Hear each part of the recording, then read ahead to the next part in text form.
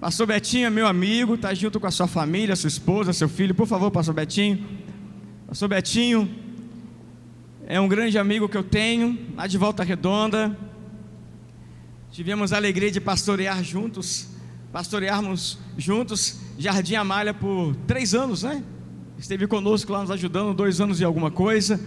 Um homem de Deus, esteve conosco aqui em 2019, assim que chegamos.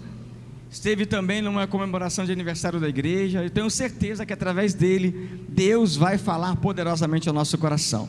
Pastor Betinho estará agora pela manhã e também à noite. Nós estamos com problema na internet já há algum tempo, mais de um mês que a gente está com problema de internet. A operadora que nos fornece o sinal está enfrentando dificuldades, não conseguimos outra operadora, então nossas transmissões estão interrompidas, estamos passando por esse problema de transmissão. O que nós estamos fazendo? O que o Ministério de Comunicação está fazendo? Está gravando o culto, é isso? Está gravando o culto e depois será disponibilizado o vídeo no canal YouTube da igreja até que a gente consiga resolver esse problema. Não depende só da gente, não temos uma empresa que faça esse serviço aqui, que preste serviço para a gente, por isso esse transtorno, mas será resolvido em nome de Jesus, né? Então, você que está aqui, venha também à noite, porque possivelmente não teremos transmissão à noite, tá bom? Possivelmente não teremos transmissão à noite, então Deus vai começar a falar agora e vai concluir à noite, e eu tenho certeza que teremos um domingo maravilhoso na presença do Senhor. Deus, toma o teu filho em tuas mãos, use-o com poder e autoridade. Temos a certeza de que o teu Espírito, o Espírito Santo, está trabalhando de uma forma tão linda nessa manhã. Somos testemunhas dessa obra do Espírito Santo neste lugar. Assim que chegamos aqui, logo pela manhã, já podemos constatar o agir do teu Espírito na vida da igreja. Te louvamos por isso, por essa obra que só o Senhor é poderoso para fazer. E agora, diante da palavra, esse alimento tão poderoso, que essa palavra venha nos nutrir, venha nos suprir, venha nos instruir para a glória do teu nome. Assim nós oramos em nome de Jesus. A graça e a paz do Senhor Jesus. Amém, queridos e queridas. Louvado seja o... Glória a Deus. Para mim é um prazer estar aqui novamente, poder celebrar o Senhor junto com vocês. Trago um abraço da minha igreja, Igreja Metodista, lá em Volta Grande, Volta Redonda, né? Minha esposa Aline está aqui comigo, meu filho Samuel, né? Nos acompanhando, e minha filha Isabela, que já vai fazer 18 anos, já não quer mais andar com a gente, mas vida que segue, aleluia. Ela está lá na igreja, trabalhando lá, e para nós aqui é um prazer estar aqui novamente, nessa celebração de 116 anos. Tem alguém com 116 anos aqui? Tirando o pastor Célio? Não, né? Aleluia. 116 anos, muito forte, glória a Deus. Então convido você a aplaudir o Senhor por esses anos. Você pode aplaudir o Senhor? Quanta história, meu Deus.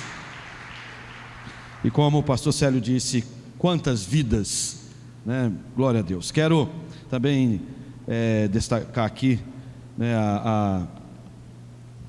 a vida do pastor Célio e pastora Carla, homem de Deus, mulher de Deus, que Deus colocou neste lugar. Eu tenho certeza que tem sido bênção.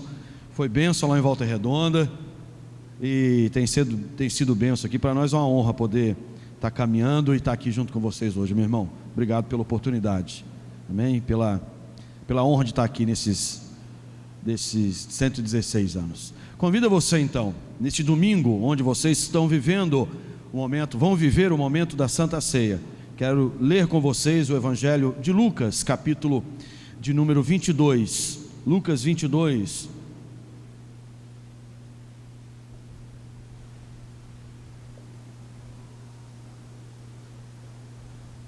Evangelho de Lucas, capítulo de número 22.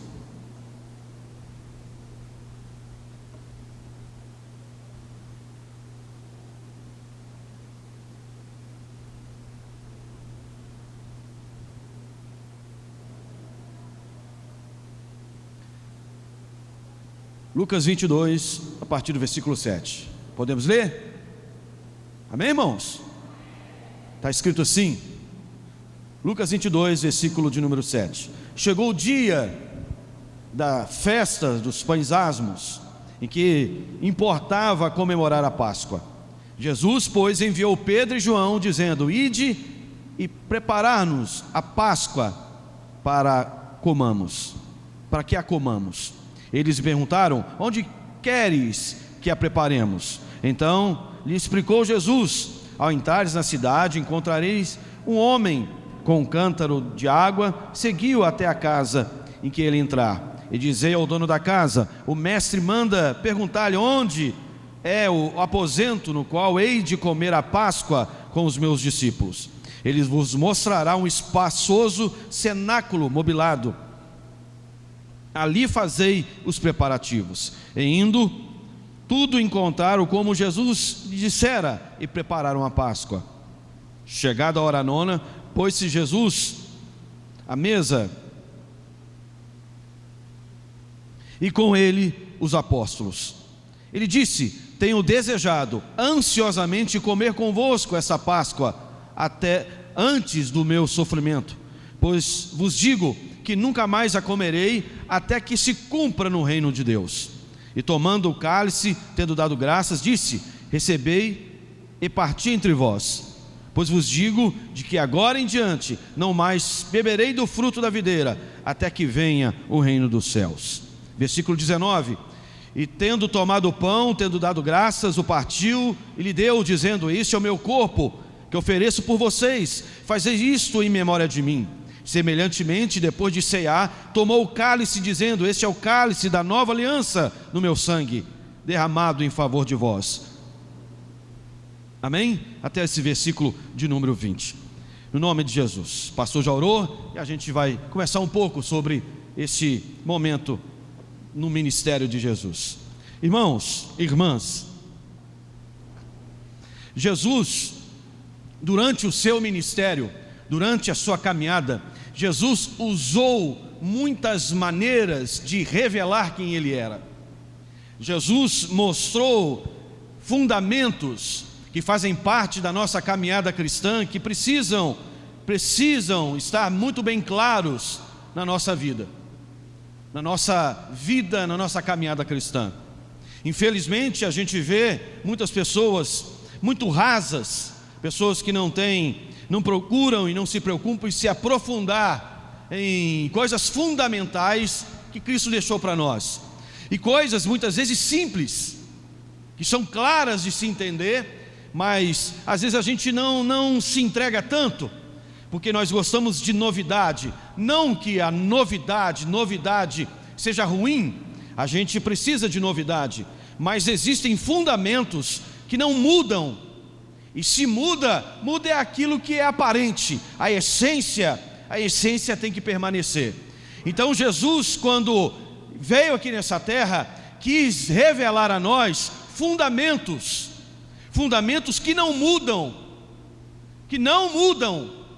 Esta igreja, por exemplo, com 116 anos, o seu solo, a sua base, ela não muda de lugar, ela tem que permanecer aqui. Se ela mudar de lugar, alguma coisa está errado com o solo, com a estrutura deste local, dessa região, mas a aparência dela, ela muda com o tempo.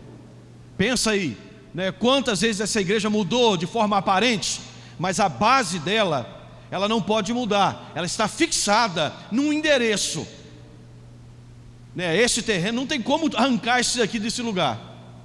Isso significa que Jesus, quando veio aqui nessa terra, Ele quis nos dar o lugar, e o lugar é Ele mesmo. Ele é o lugar, Ele é a rocha, Ele é o lugar onde nós firmamos as nossas estacas. O lado de fora, a aparência que passa, ela muda, mas a essência permanece. São 116 anos de essência. Mas quando se a igreja decide, o homem e a mulher decide viver de aparência, ele não tem base, é levado pelo vento, ele não suporta o dia mau, porque não tem base, não tem sustentação. Então Jesus quis dar para os seus discípulos sustentação, firmeza, alicerce, um lugar real e verdadeiro na qual eles pudessem firmar as suas vidas e a partir disso viver tudo aquilo que Deus tinha para nós, enquanto aqui na terra, e até chegar o dia da volta e no dia que viveremos a plenitude da glória do Senhor sobre as nossas vidas. Então Jesus, no seu ministério, tudo que ele fez foi para dar base, tudo que ele fez foi focado em dar alicerce, fundamento. Então Jesus, ele pregou, Jesus, ele confrontou o pecado dos pecadores, Jesus operou milagres e sinais, todos eles para sinalizar para um ponto, todos eles. Jesus, então nessa caminhada Jesus insistiu com uma prática que é essência da igreja, essência de todo cristão, essência que é revelada a partir da mesa, é uma essência que a gente não pode largar. No nosso meio tem milagre, amém, irmãos? No nosso meio tem milagre, levanta a tua mão e dá uma glória a Deus aí neste lugar. Tem ou não tem milagre? Milagre, curas, sinais, maravilhas, continua tendo, irmão. Você crê nisso? Continua tendo. Eu creio, mas tem algo maior do que isso. Tem algo maior do que isso. Nós somos a igreja que carrega esses sinais para que o descrente veja que há poder no nosso meio. Mas o crente, aquele que caminha com Cristo, que decidiu andar do lado dele, que preferiu caminhar do lado dele, não vai ver só milagre, vai ver fundamento, vai conhecer a essência de quem é Cristo, aquele que ele mesmo diz, ele é a verdade e a vida. Nós que somos cristãos conhecemos a verdade, e a verdade é a revelação da pessoa de Jesus Cristo. Ele é a verdade. A verdade para nós não é uma ideia, um fundamento, uma ideia, um ensino qualquer, uma filosofia. A verdade para nós é uma pessoa, e a pessoa se chama Jesus Cristo Nazareno. Ele é a nossa verdade. Então Jesus, na caminhada, ele queria mostrar para os seus discípulos que ele era a verdade, o caminho e a vida. E aí então nessa caminhada, operando milagre, fazendo pessoas sendo libertas, um cego volta a enxergar, uma mulher com fluxo de sangue toca e é curada daquele mal, 12 anos, 10 leprosos vêm até Jesus e os 10 são curados. E no capítulo 11 de João, a Bíblia vai dizer que depois de 4 dias enterrado, Cristo chega do lado de fora do sepulcro de Lázaro e diz: Lázaro, vem para fora. E acontece o que? Lázaro sai de dentro da cova com o corpo restaurado, para a glória de Deus. E eu fico imaginando então Jesus, nesse seminário, nessa escola que ele teve com seus discípulos durante 3 anos, Jesus poderia fazer muitas coisas para enfatizar o que ele estava querendo passar para os seus discípulos. Ele poderia, no último instante que ele teria com os seus discípulos, porque a gente chega no capítulo 22 de Lucas, Lucas está narrando a despedida de Jesus. Jesus estava indo para o Calvário, e antes de ir para o Calvário, Cristo queria participar, e ele vai dizer isso, estava ansioso, desejoso em participar da mesa junto com seus discípulos. Eu fico imaginando o que você faria se você tivesse a notícia que você iria se despedir. O que você faz? O que você faria? Qual seria o que você queria mostrar para os seus discípulos, para alguém que você ama, aquilo que está no seu coração? Jesus decidiu preparar uma mesa. Jesus decidiu preparar uma mesa onde representaria tudo aquilo que ele ensinou durante 3 anos. Durante 3 anos ele poderia encontrar mais um defunto e ressuscitar, dizer: levanta. Mas você vai ver lá no capítulo 12 de João, que depois que Lázaro ele tem o seu corpo ressurreto fisicamente, não a ressurreição do último dia, e quando Lázaro ressuscita no capítulo 12, nem todos, muitos não quiseram acreditar neste milagre, preferiram endurecer o teu coração, e muitos estavam desejosos de matar Lázaro de novo, porque ele estava atrapalhando. Já pensou? Mas por quê? Porque eles ainda não tinham entendido o que Jesus estava fazendo. Então Jesus insistentemente, ao invés de querer realizar mais um milagre, ao invés de querer realizar mais um sinal, ele decidiu se reunir com seus discípulos ao redor da mesa para ensinar. Para ensinar. A igreja de Cristo tem uma vocação que é ensinar a verdade. Todos nós recebemos a unção para ensinar quem é a verdade. Você pode dar uma glória a Deus por isso, irmãos? Somos chamados a ensinar.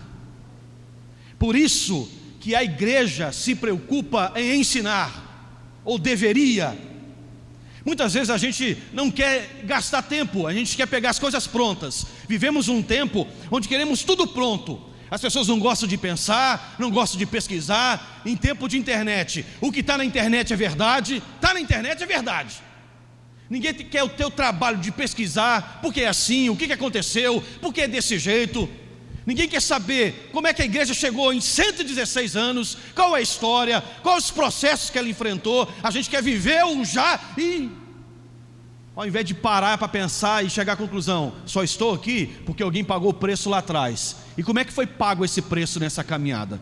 O que foi feito para que a gente possa fazer novamente, ou se foi feito errado, a gente não cometer esse erro novamente? Isso faz parte do ensino, faz parte da característica da igreja, do que realmente é corpo de Cristo. Se é igreja, só podemos ser uma igreja que ensina, não só entre nós, principalmente lá fora. Principalmente lá fora. Abrindo um parênteses, nesse tempo, nós cantamos aqui que o Brasil precisa se arrepender. E se a gente, como igreja, não ensinar isso no mundo lá fora, as pessoas não vão saber o que fazer. É a igreja que vai ensinar, é a igreja que vai mostrar como lidar, vai lidar numa situação como essa, polarizada. O triste é, aqui em Cascadura não, os pastores aqui não, mas os crentes entraram numa polarização ao invés de entrar como igreja profética, para dizer, calma aí, é desse jeito que Deus quer, calma aí, é desse jeito que Deus quer. Se a igreja se coloca como a igreja que se coloca como professora da sociedade, a sociedade não estaria do jeito que ela está. Jesus então prefere, no último dia, no último instante, com os seus discípulos, ele prefere marcar uma mesa, uma reunião com os seus discípulos para ensinar e dizer: está chegando a sexta-feira, e eu quero dizer para vocês mais uma vez, eu sou o pão que será partido por vocês, eu sou o pão que será dividido entre vocês, eu sou o sangue, o suco, a uva, representa o meu sangue que será derramado em favor de vocês. Então quero que vocês estejam focados nisso, porque aqui a mesa representa todo o meu amor por vocês. Uma mesa no contexto judaico não era uma refeição como a gente hoje tem nessas lanchonetes, onde se senta qualquer um, no sentido de não conhecer, de não ter relacionamento. Você senta numa lanchonete, seja num shopping, seja onde for, você senta perto de pessoas que você nem conhece, te servem comida, pessoas que você nunca viu na vida. No contexto de Jesus, não, a comida era feita por alguém separado, preparado. Aqueles que sentavam à mesa eram pessoas que tinham intimidade, relacionamento. Então Jesus decide ensinar através de relacionamento, através da entrega, através da partilha, através de pessoas que Jesus sabia que era difícil lidar, era difícil caminhar, mas era o ambiente que Jesus tinha preparado. Eu fico imaginando a mesa de Jesus. Jesus é o cara que poderia escolher os melhores, mas escolheu 12 homens cheios de defeito. Cheios de defeito. E é os cheios de defeito que Jesus investiu a vontade, investiu força, e fez tudo possível para ensinar esses homens a serem parecidos com Ele. Hoje a igreja que a gente pronta, a gente ora, Deus manda os melhores, manda os melhores para tocar, manda os melhores para fazer isso, para fazer aquilo, ao invés de a gente falar, Deus manda pecador, porque o Senhor veio salvar pecadores e transformar aquele que não era em alguém que se torne instrumento vivo na mão de Deus. E aí vai investir, vai exigir tempo, vai exigir o melhor de nós, para a gente que às vezes vai demorar para entender o que Deus está fazendo. Mas a gente não quer mais. A igreja, que eu falo não aqui, de uma forma geral, não quer perder tempo com o ensino. Ela não quer investir aquilo que é lançado como semente, que vai passar por um processo, lidar com pessoas ainda cheias de crise, cheias de problemas, para que ela possa de fato entender o que Deus está fazendo. A mesa é o melhor ambiente. A mesa que eu falo não é só o ritual como esse aqui pela manhã. A mesa que eu falo é o relacionamento, é caminhar junto, é estar lado a lado, mesmo sabendo que a gente pensa diferente, foi criado em contextos diferentes, mas a gente decidiu andar junto por causa de Cristo que nos chamou. Ele nos chamou para andar junto, e se Ele nos chamou, a gente tem que andar junto. Se Ele nos chamou para estar aqui, essa igreja que representa o corpo de Cristo, Deus quer que você ande junto com teu irmão, ainda que teu irmão ainda que ele seja alguém difícil. Engraçado é que sempre o outro é difícil, né? A gente nunca pensa que nós somos os difíceis. A gente nunca vira para Deus e fala, Deus, ajuda o meu irmão a me aguentar, Senhor. Ajuda o meu irmão, nossa, eu sou pedra no sapato. Nossa, eu sou ruim de jogo, Jesus.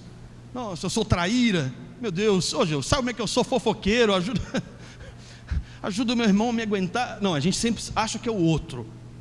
Mas quando a gente é chamado por Jesus, a gente descobre que nós, muitas vezes, estamos com sentimentos de Judas, de Pedro, de João, homens simples, limitados, mas que Jesus insistiu. E é tão interessante a insistência em Jesus em ensinar, é que ele ressuscita depois da ressurreição e fica 40 dias, está lá no livro, Lucas escrevendo o livro de Atos, dizendo que ele fica ainda 40 dias ensinando os seus discípulos aquilo que deveria ser feito. E quando chega no final, que Jesus é assunto ao céu, eles viram para Jesus, Jesus, é agora, é agora. Aí Jesus, oh meu Deus, não compete vocês saberem, vocês não entenderam ainda. Eu quero que vocês entendam o seguinte: ficar em Jerusalém, até que do alto vocês sejam revestidos de poder. Receba o Espírito Santo. Jesus, mesmo sabendo da limitação, Jesus insistiu em ensinar. E um dos erros que a igreja tem cometido é esse. A gente não aprende, a gente não ensina o verdadeiro evangelho se a gente não ensinar na plataforma do discipulado. A gente não vai fazer as pessoas entenderem quem é Jesus se não houver discipulado. Discipulado é o quê? Para resumir, discipulado é um estilo de vida que o cristão decidiu viver. Discipulado é uma maneira que a gente decidiu viver. Discipulado é viver como Jesus viveu. E Jesus, que tinha todo o poder, Jesus que tinha todo o poder de transformar alguém, não transformou ninguém à força. Não transformou ninguém impondo, mas lutou, perseverou no poder do Espírito Santo para transformar pessoas a partir do ensino, de ensinar, de mostrar com a própria vida quem ele era, o que era necessário ser feito. Estar ao redor da mesa, Jesus estava dizendo, olha, esse é o caminho, e o caminho é entrega, sacrifício.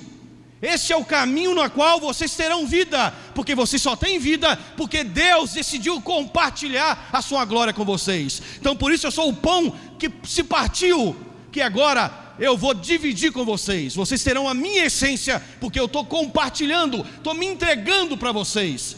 Não estou retendo para mim, estou dividindo com vocês. Então quero que vocês entendam, repartam a glória que eu estou dando para vocês. A vida de vocês consiste em compartilhar aquilo que eu estou te dando. Não estou te chamando para perto de mim para viver um evangelho de fuga, mas o evangelho que transfere, que impulsiona, que leva o amor de Deus para todas as pessoas, não importando quem ela seja, mas se ela receber o evangelho, ela será uma nova criatura. Então Jesus está dizendo que essa mesa representa todo o seu evangelho. A mesa de Cristo representa o evangelho. Por isso que eu tenho falado na minha igreja constantemente, somos os crentes que precisam viver a vida ao redor da mesa. trabalhar ao redor da mesa, viver ao redor da mesa, ter comunhão, ter a partir dos princípios da mesa, porque a mesa é diferente de um palco. Por exemplo, onde eu estou aqui acima de vocês, isso por causa da questão da pregação, mas a gente sabe que não há mais diferença entre nós, porque nós somos todos sacerdotes e sacerdotisas na presença de Deus. Quem é sacerdote, sacerdotisa, e dá glória a Deus. A mesa não tem lugar mais alto do que o outro, a mesa é todo mundo igual. E aí Jesus vai dizer, mas quem é o maior, quem é o menor? Depois de Jesus ensinar, eles começam a discutir, irmão. Meu Deus, que cabeça, né? Jesus fala que entre eles tem um traidor. Aí eles ficam confusos, mas quem será o traidor? E de repente, irmãos, eles são tomados numa vaidade e falar, quem de nós aqui é o maior? Quem é o maior? Quem é o maior? Aí Jesus chega e fala, o maior não é aquele que é servido, o maior é aquele que serve. Eu decidi assumir o lugar daquele que serve. E qual é a posição da igreja? A igreja decidiu estar no lugar daqueles que servem. Então, o nosso discipulado, a nossa vida de caminhar com Deus, a nossa maneira de caminhar com Deus, é a maneira que a gente vai conseguir ensinar. É diferente de você entrar numa sala de aula, onde o professor, onde a professora tem um papel apenas ali de te dar informação, de passar informação. Isso é importante. Ter informação é importante, mas mais do que te passar informação, mais do que um grande mestre que Jesus foi, Jesus estava preocupado em transferir vida através de relacionamento. Não dá para você estar nessa igreja e não se preocupar em conhecer o nome do seu irmão. Não dá para estar na igreja sem se preocupar com o seu irmão, sem orar pelo seu irmão. Não dá para sentar ao redor da mesa e pensar, comer primeiro. Não dá para sentar na mesa e vir para a mesa achando que eu mereço comer primeiro. Vir para a mesa é com desejo tamanho de servir, que eu primeiro sirvo e depois eu como. Lá no texto do primeiro livro, da primeira carta de Paulo aos Coríntios, Paulo vai dizer que a reunião dos coríntios era mais para mal do que para bem. Por que Paulo diz isso? É uma reunião muito errada. Por quê? Porque vocês se reúnem e comem, enquanto os mais pobres que chegam na reunião mais tarde por causa do seu trabalho, ficam sem comer desse banquete espiritual que vocês estão preparando. Então Paulo vai dizer, se vocês estão com fome, vocês que têm, comam em casa. Mas a reunião é para mostrar que todos têm o direito de participar desse banquete, não importa que raça, porque a cidade de Corinto tinha vários povos. A questão social tinha ricos e pobres. E aí Paulo estava dizendo, olha, nesse ambiente é todo mundo igual. Então Jesus ensinou isso para Paulo, e Paulo vai dizer, o que eu recebi do Senhor, também entrego para vocês. Que na noite que Jesus foi traído, ele pegou o pão, levantou e deu graças e partiu. Ele não comeu. Isso significa que quando o crente vem para cá e está desesperado para servir, porque a mesa do diabo, irmãos, a mesa que o inimigo coloca no coração do ser humano é: come primeiro, depois se vira. O crente sarado, renovado, primeiro ele parte, ele come depois, porque ele está disposto a servir. A mesa de Deus está preocupada com o serviço. A mesa de Deus é reunião de quem trabalha, é reunião de quem está disposto a servir. Não uma reunião onde eu quero apenas cumprir um ritual, comer um pão, beber um suco e ir embora achando que está bom. Não, quando eu venho para cá, eu sou desafiado a me tornar como Jesus, que se entregou em favor das nossas vidas. E nós que agora somos salvos, estamos dispostos a dizer: Deus, também quero partir, também quero dividir, também quero compartilhar, também quero amar as pessoas como o Senhor me amou.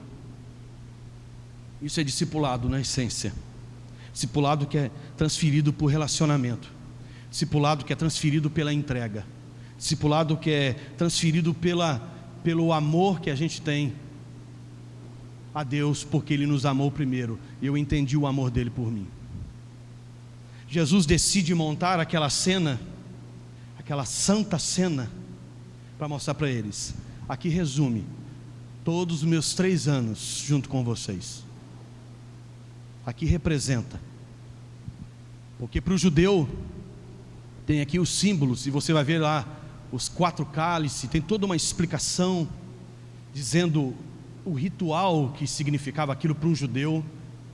E o judeu tinha aquela mesa da Páscoa para ensinar os filhos, cada símbolo, cada objeto que representava, por exemplo, a escravidão do Egito, para mostrar de onde Deus tirou aquele povo, as fases que aquele povo passou na história. A Páscoa para o judeu tinha todo aquele significado pedagógico. E nós temos uma mesa, e se a gente entender muito bem isso aqui, a gente vai mostrar para o mundo lá fora como é que se vive. Se a gente entender muito bem isso aqui, o mundo lá fora vai entender como é que se vive um evangelho que se entrega em favor de Cristo. E eu pergunto para você essa manhã: você tem investido tempo para ensinar os seus filhos? Você tem investido tempo para ensinar os seus discípulos?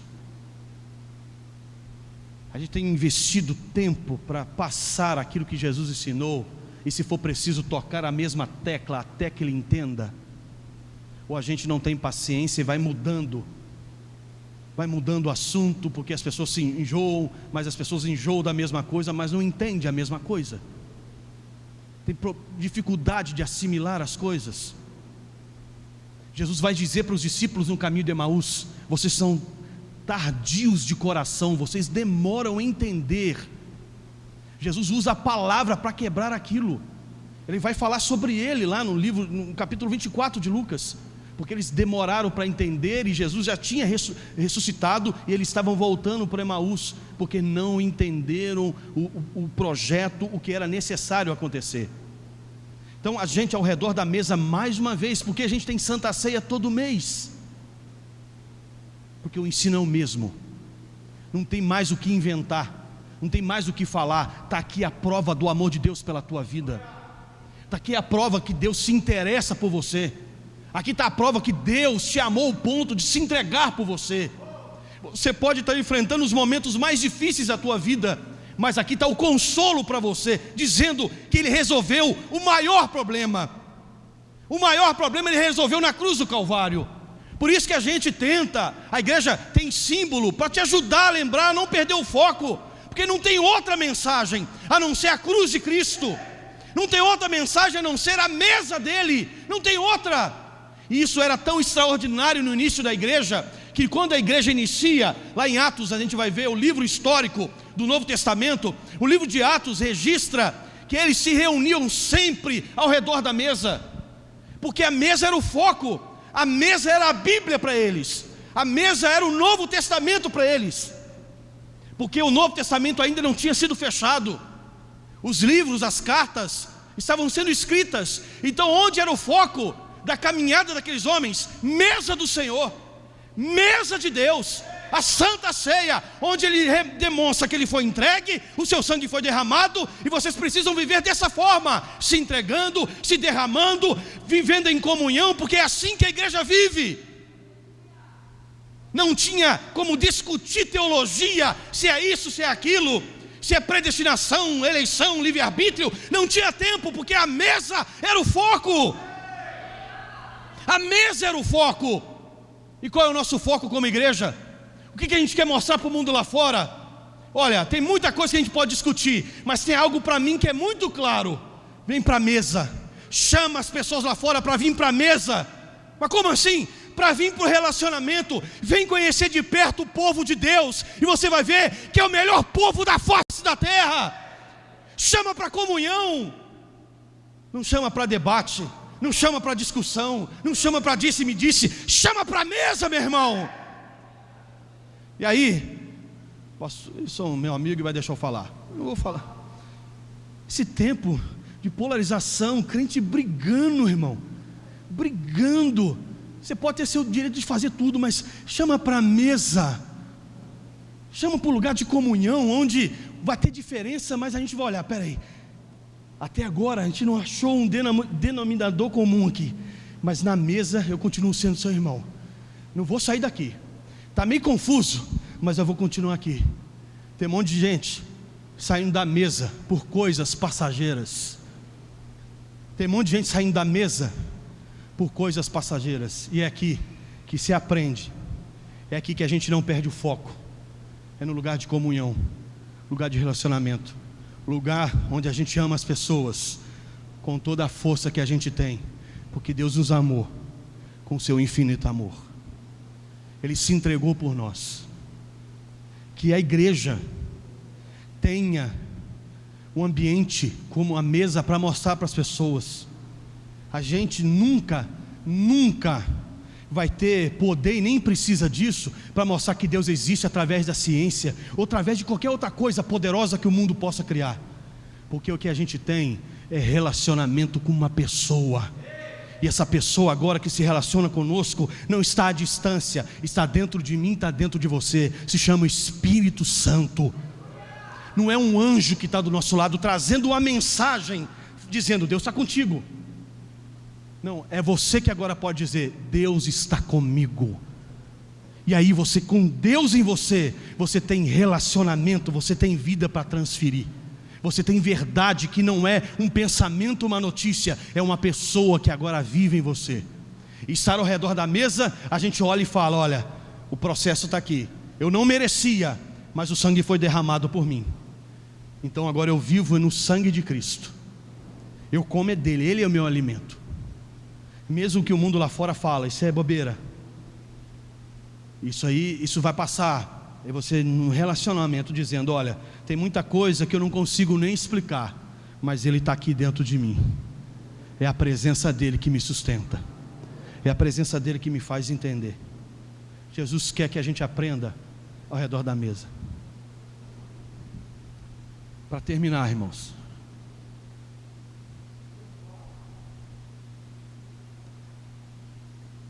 Jesus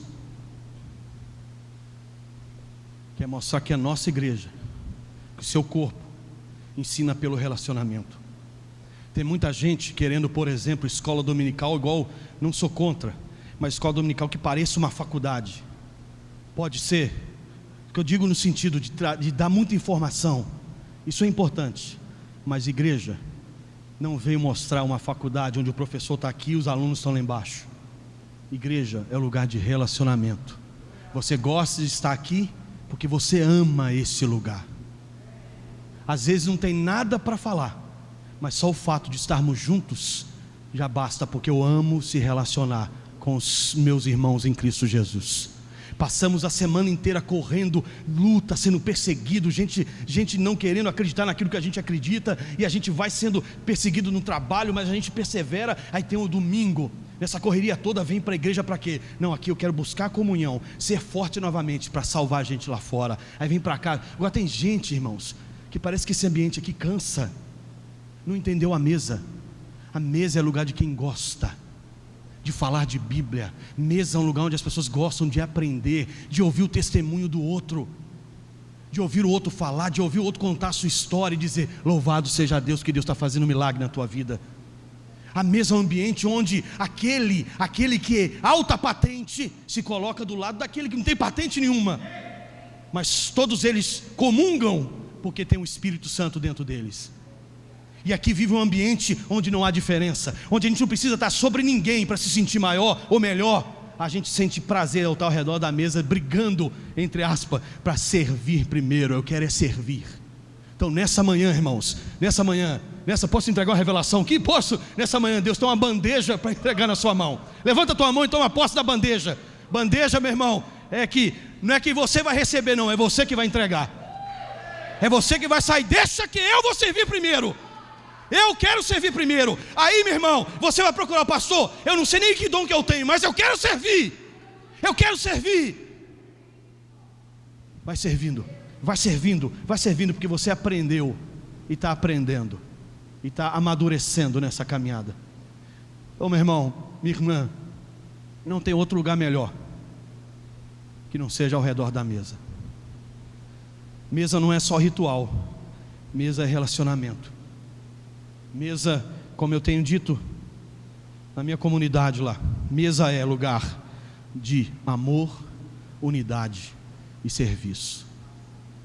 Mesa é um lugar de amor. a gente se ama, independente da diferença. Mesa é um lugar de unidade. Somos um em Cristo Jesus. A herança dos filhos de Deus são os nossos irmãos. A herança dos filhos de Deus não são riquezas, mas são pessoas. Deus te deu pessoas, muitas vidas como herança. Você pode dar uma glória a Deus? Muitas vidas, muitos irmãos como herança. E esses irmãos juntos servem para mudar a realidade onde eles estão. Que a gente ao redor da mesa esteja com o coração aberto para aprender o que ela significa. Que a gente não passe um momento como esse e perca a oportunidade de crescer, de amadurecer e dizer: Deus, estou ao seu serviço para fazer o que o Senhor quiser.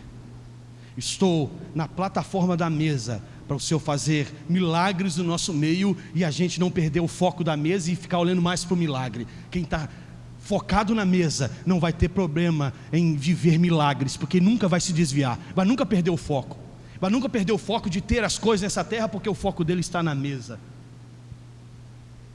Um cristão pode ser um profissional que possa ganhar muito dinheiro, mas se ele vive na mesa, aquele dinheiro vai ser apenas instrumento.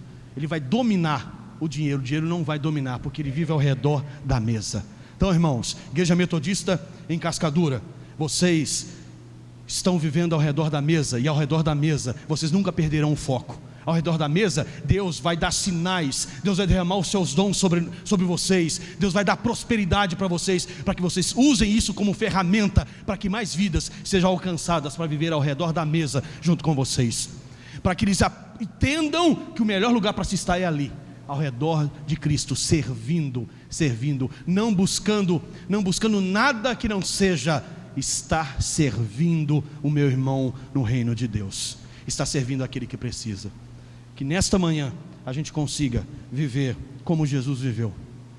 Que nessa manhã a gente consiga se entregar e ter tempo para aprender a mesma coisa, de uma forma ainda mais profunda. Tempo de revisar. Mesa, ceia todo mês é a gente olhar para ver se a gente está mais perto ou mais longe dela.